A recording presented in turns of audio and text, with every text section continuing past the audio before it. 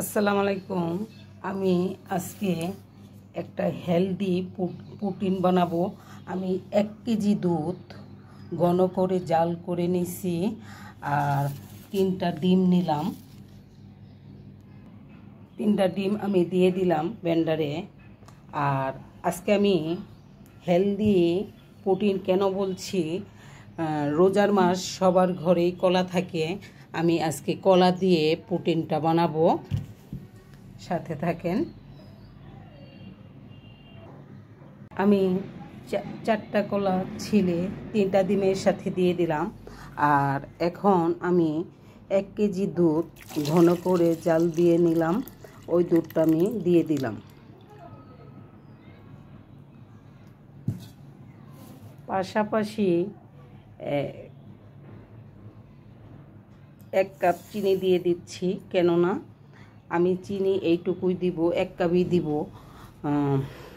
কলাটা খুবই মিষ্টি, কালকে সেহরিতে খেয়েছি, তাতেই জানি খুব মিষ্টি। আর এখন আমি ব্লেন্ড করে নেব।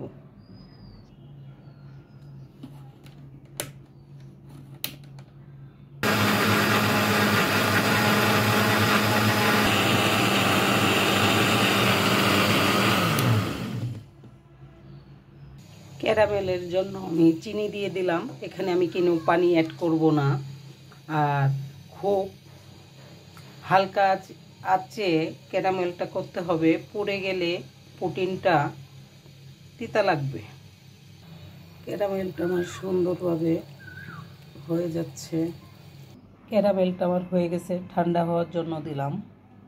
আমার ক্যারামেলটা খুব সুন্দরভাবে সেট হয়ে গেছে। এই পর্যায়ে আমি প্রোটিনের উপকরণগুলো দিয়ে দিচ্ছি।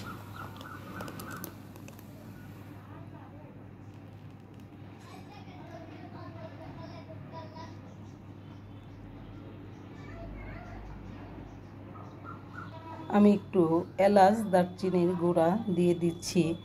আপনারা খেয়াল রাখবেন, আমার আগে মনে ছিল না, এখন আমি দিয়ে দিচ্ছি। আমি একটা কড়াই বসিয়ে পানি দিলাম, একটা স্ট্যান্ড দিলাম। এখন আমি প্রোটিনটা বসিয়ে দিলাম। প্রোটিনটা এখন আমি ঢেকে দিলাম, আধা ঘন্টার জন্য প্রোটিনটা হবে।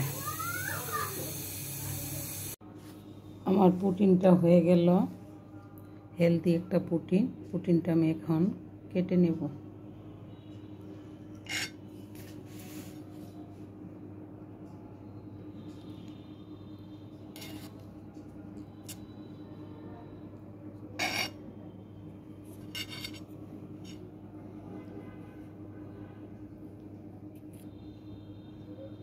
দেখেন একটা প্রোটিনটা আমার কেমন হয়েছে।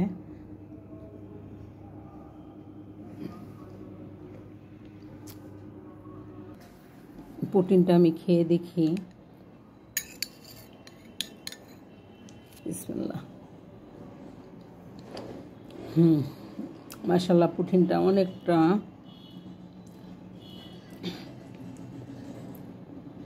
সেই টেস্ট হয়েছে। ধন্যবাদ।